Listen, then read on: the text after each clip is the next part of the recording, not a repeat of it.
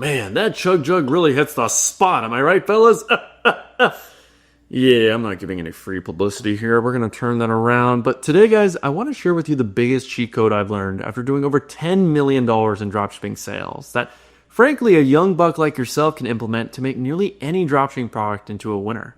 Because two dropshippers can sell the exact same product, and one of them can make over $100,000 a month, while usually the others lose $100 or $1,000. Or everything in your bank account to the point where you have to move back in with mommy and daddy and usually become the family disappointment. All because one variable isn't where it needs to be. Your marketing, which is just your ads, your website, your funnel, your offer.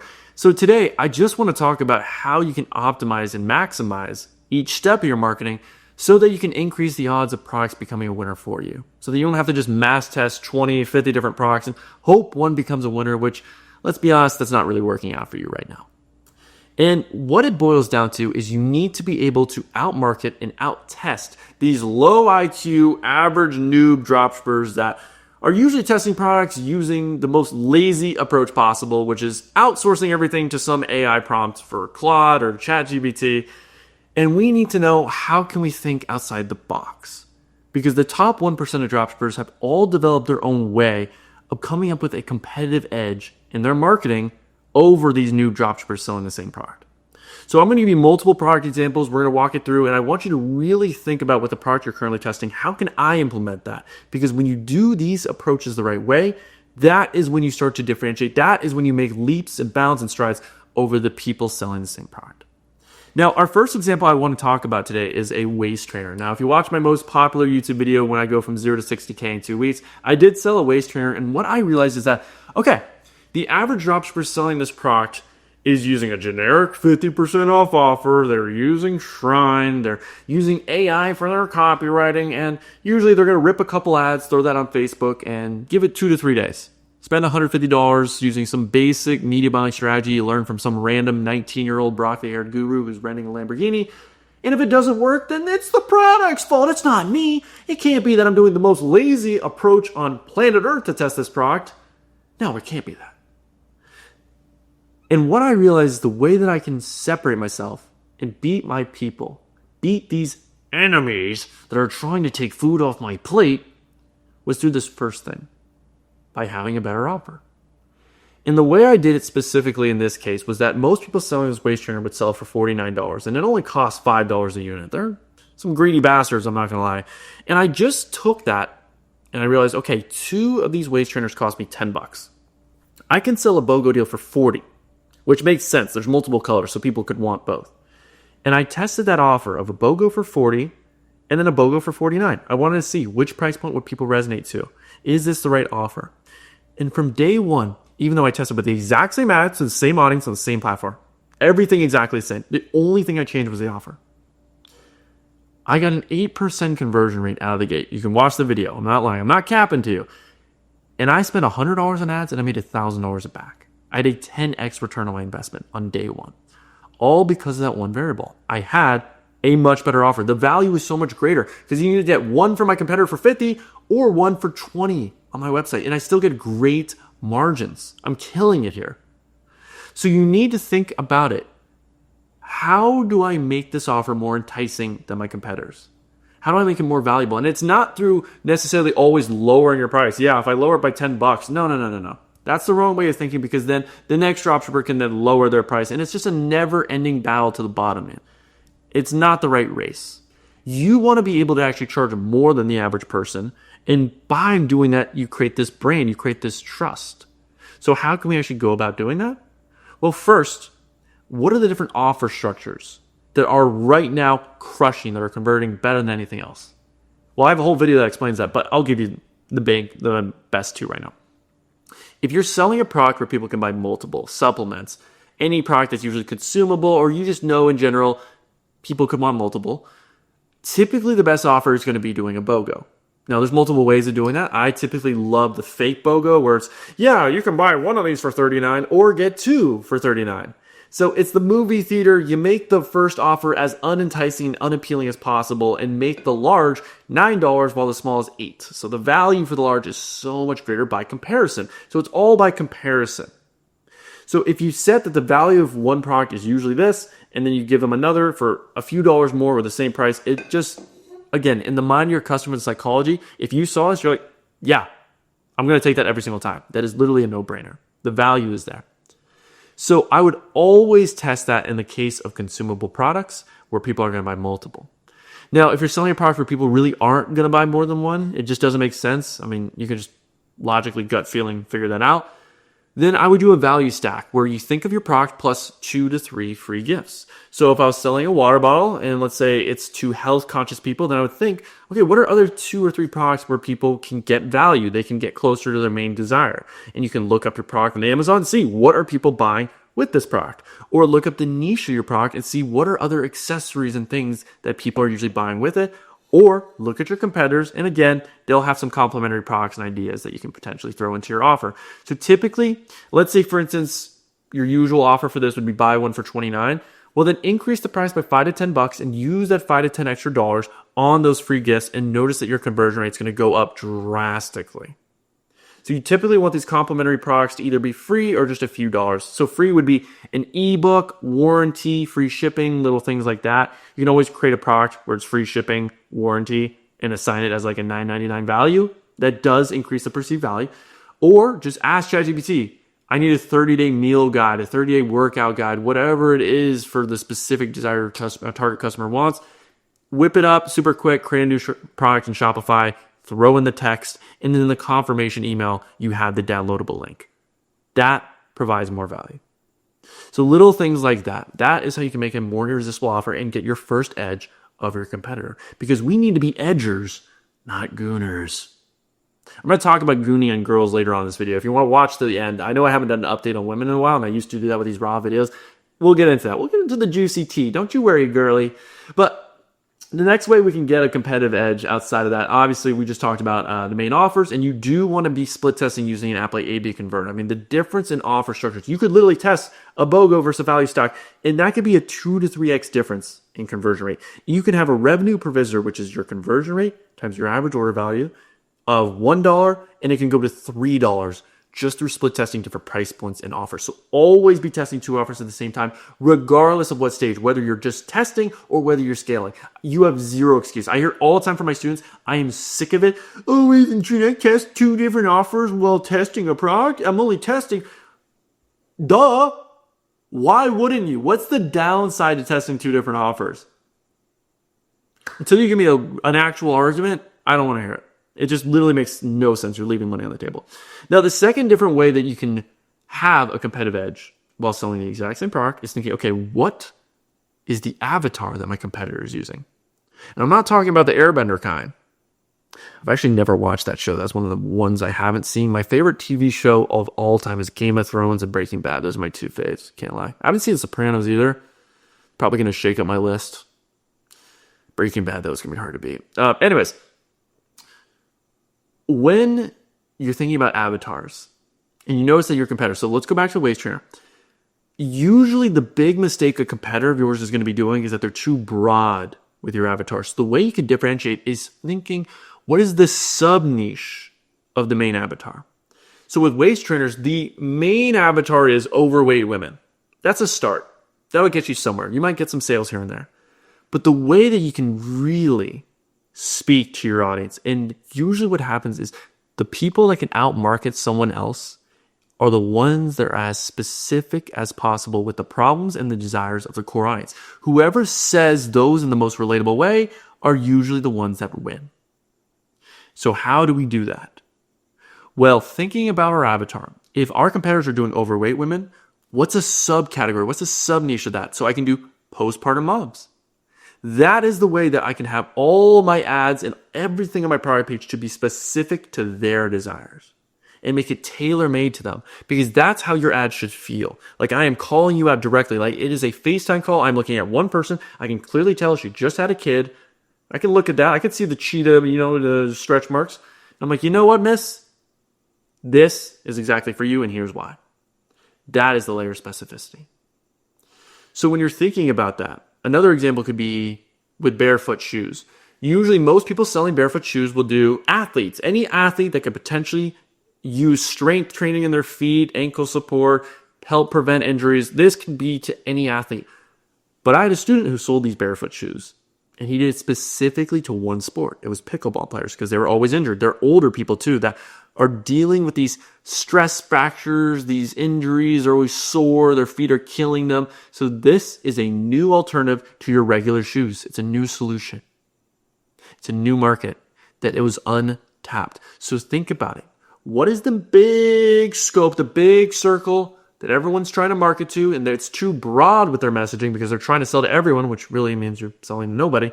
And out of the giant circle, what's the one little chunk? What's the slice you can take first? Because you look at any successful brand, they usually pick a sub-niche, a subcategory of the big pie before they start trying to scale to everyone. The riches are in the sub-niches. And then a final example, recently I was selling a leg massager. And of course, if you're thinking to yourself, okay, leg massager, oh, what do I do? I'm probably going to sell to anyone with leg pain. Wrong.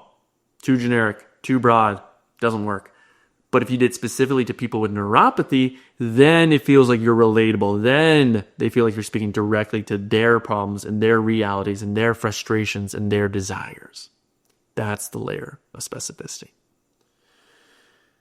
So, the next thing I want to talk about, outside of those two edges, is why do most ads fail?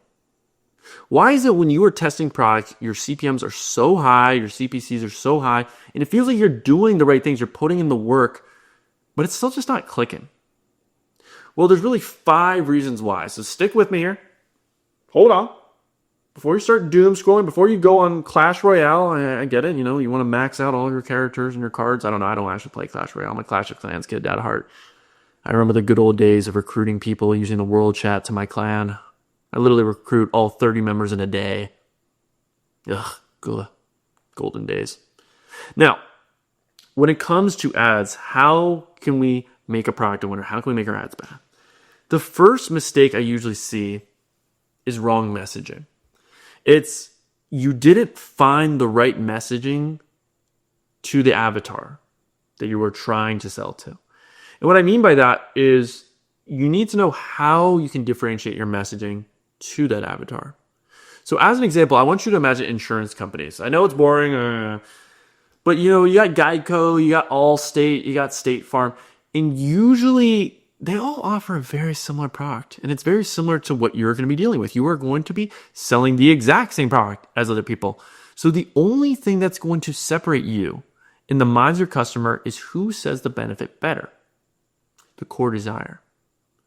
So what Geico does is they have a very simple, if we're being honest, catchy headline of save 15% or more in 15 minutes or less with Geico. So I want you to think about that. How can I apply that to my product? What are the different ways I can say the main desire? Because you need to split test that. That is as valuable as split testing your offer. So in the case of a waist trainer, the most important benefit and desire is losing weight. But there's a myriad of different ways you can say that. It could be, lose weight, fast, effective. It can be drop multiple pant sizes. It could be get your dream bodies, very similar language that a lot of people would say, but you have to figure it out. And what I figured out, and this actually made my offer also more valuable, that's something to think about, is I did lose 2 pant sizes in 30 days or less or get your money back. That is an offer.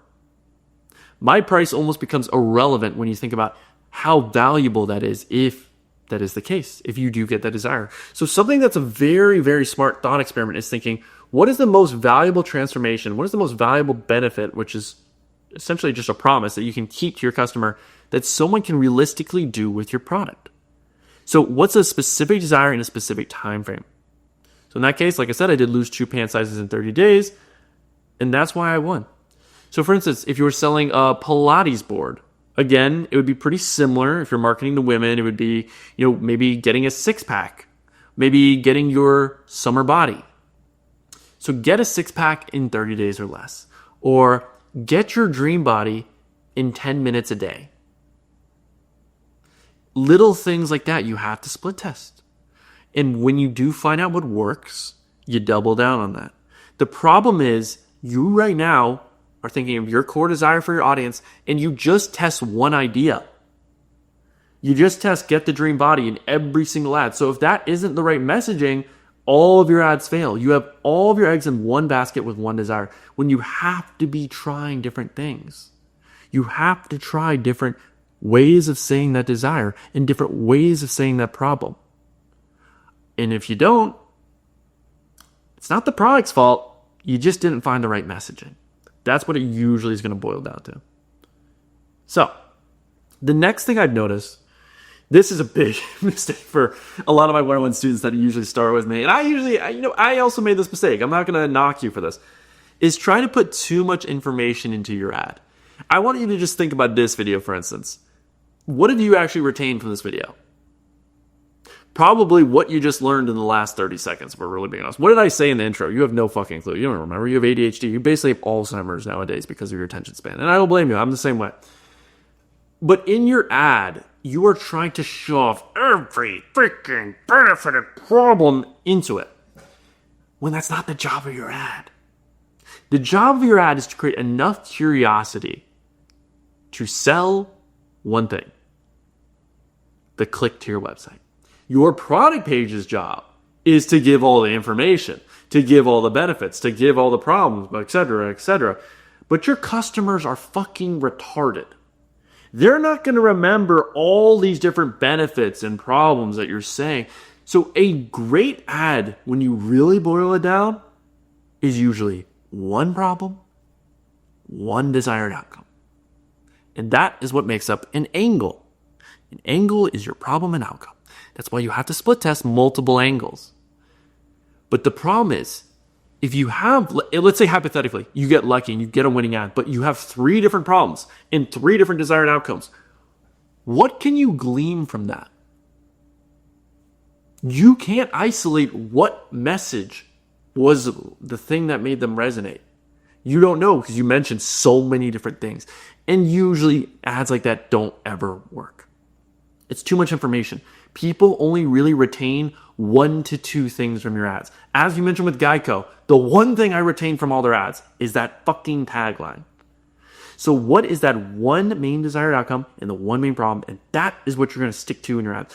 Your one main problem could be that they tried all these different alternatives. And I think that's even too much if I'm really being honest. So with a weight share, the problem could be dieting doesn't work for you. So that could be the problem that we focus on. I tried all the different diets from keto to whatever I don't know how to do it. Guys, I've been chronically skinny my entire life. So I'm an anorexic.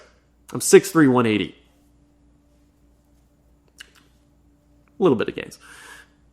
But you tried all these different diets and you can't stay consistent to them. They're too restrictive.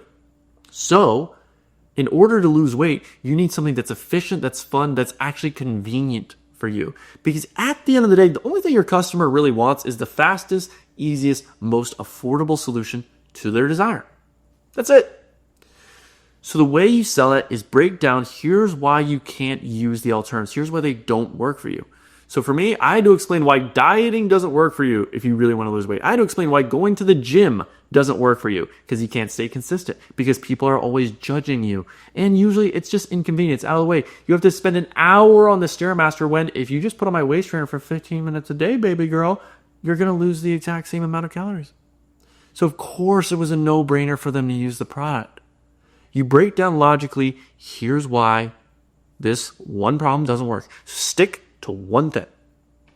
One problem, one desire. Now the next thing, mistake number 3.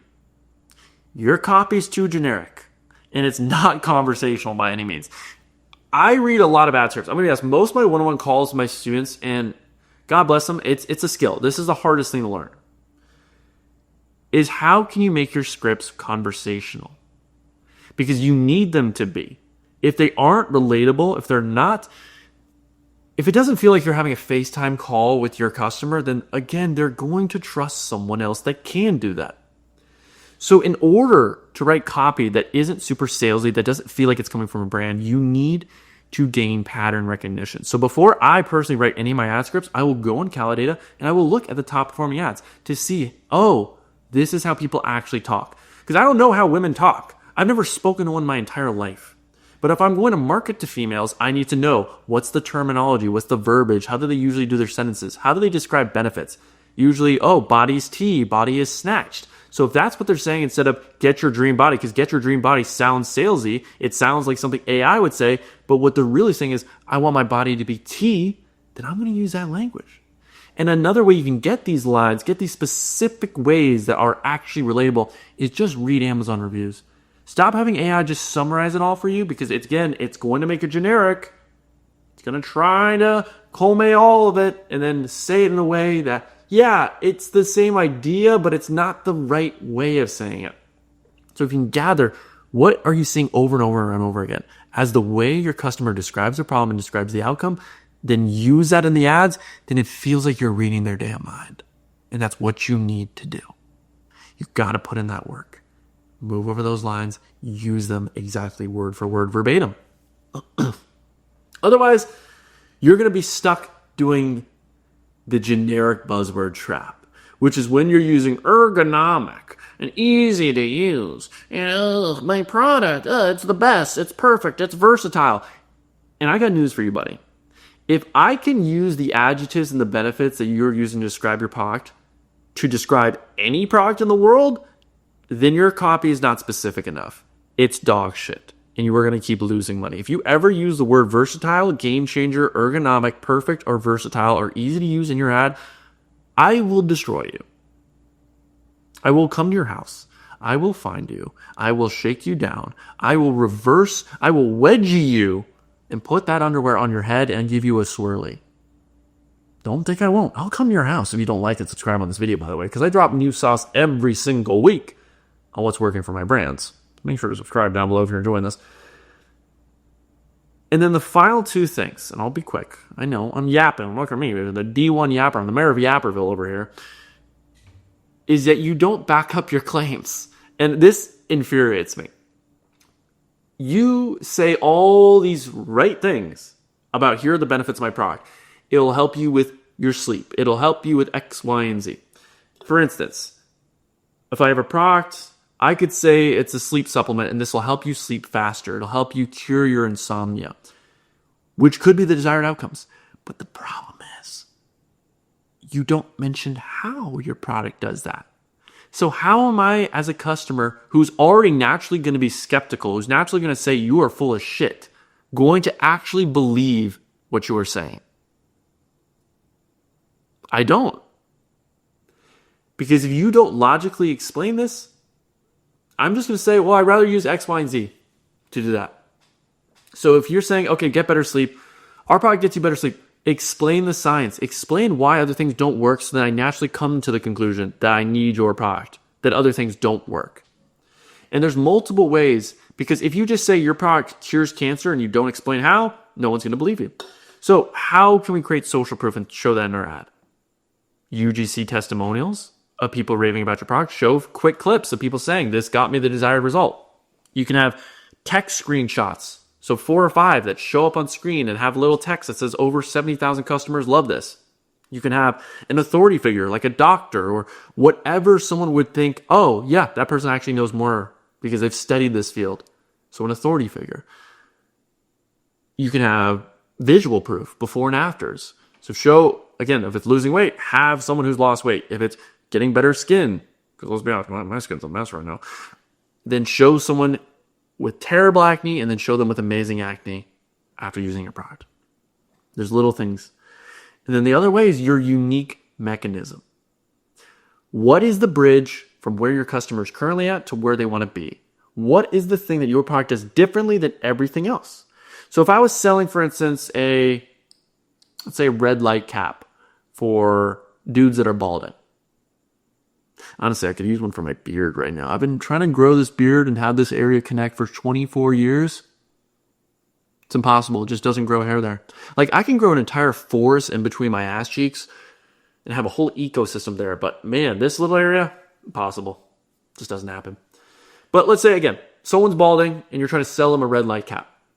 You need to explain why this is better than every other solution. What makes it different? And really, at the end of the day, you're not selling the product. You are selling the mechanism of that product, which is the red light.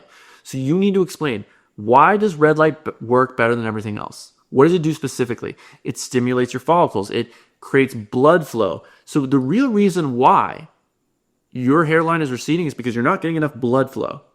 So sure, you can spend $4,000 on a surgery and possibly have complications going to Turkey, or for $100 you can get this red light cap that does the exact same thing for a fraction of the cost and is a more natural way.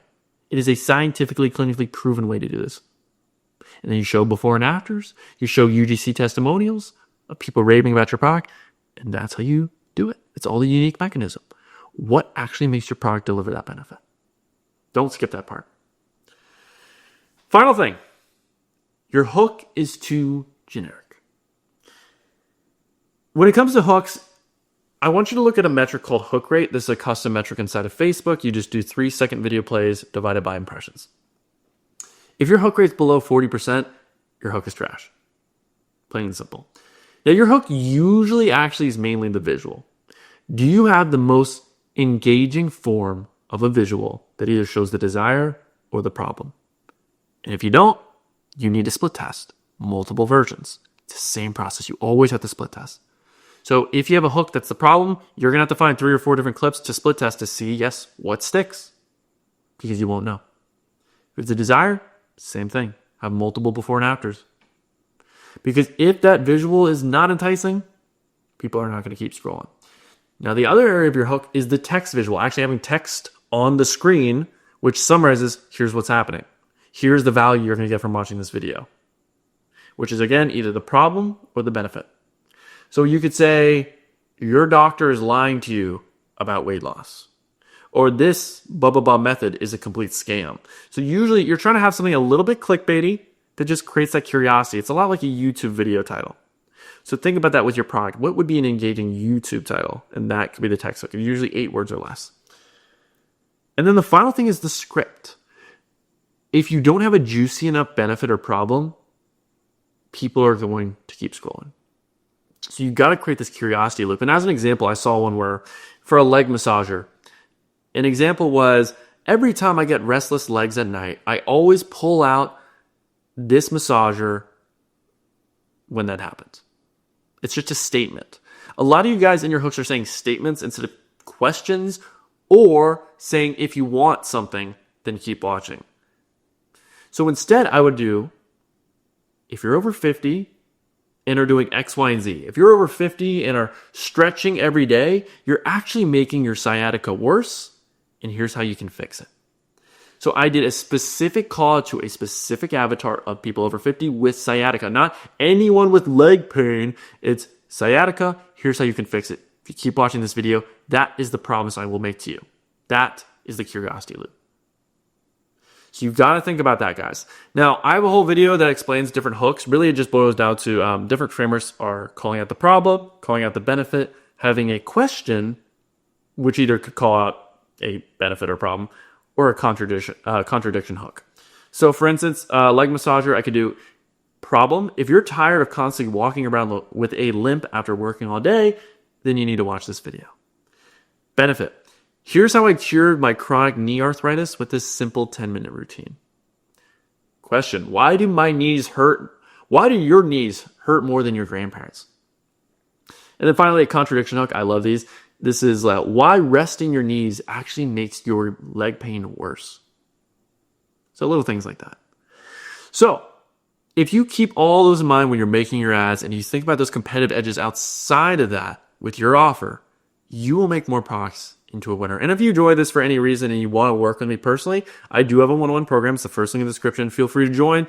We have about 3 spots available right now for September. So you get access to all my ad templates, product page templates, and basically just 5 calls a week with me, which is the most important part. So I can actually give you feedback directly on your website, your product, and your ads. So if you feel like you need a little extra help of implementing this and just learning more about what I do to scale my stores, first link in the description. Alrighty, boys, so if you made it this far in the video, make sure to comment Pookie down below. And just to give you a little update on the girl situation, I've had a lot of self-reflecting lately, to say the least. I have not gone out in the last 2 to 3 months. No espresso martinis, no talking to girls, no saying my usual canned lines, like when they ask me what I do for work and telling them that I sell feet pics, or, hey, what's your name? And I tell them, yeah, just call me Pookie.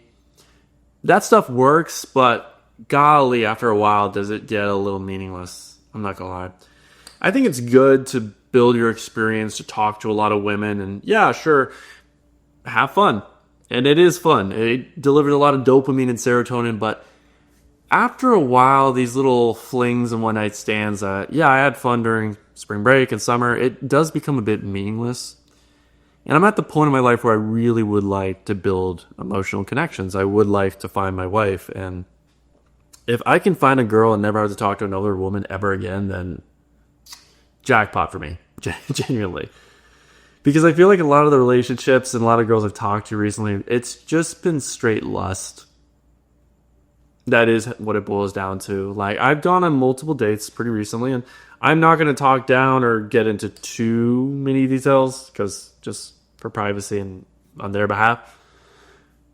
I've noticed a trend where girls, at least the ones I've gone on dates with recently off of dating apps, and I think it's because potentially they may be a little lower quality, at least compared to the girls that I meet in real life that do have more options. The girls on dating apps, just in general, I've noticed lower compatibility and lower value. By far.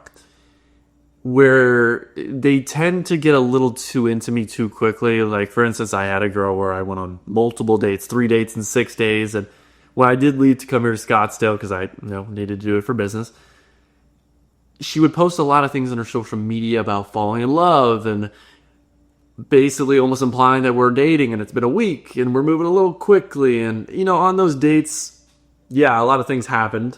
A lot of, talk. A lot of physical things. Even on the first date, where, I think we moved a little too quickly. And I remember my favorite line she said on the first date was, "You won't judge me if we have sex on the first date, right?" And I'm just like, yeah, of course not. What? And then I proceeded to judge her after we had sex on the first date.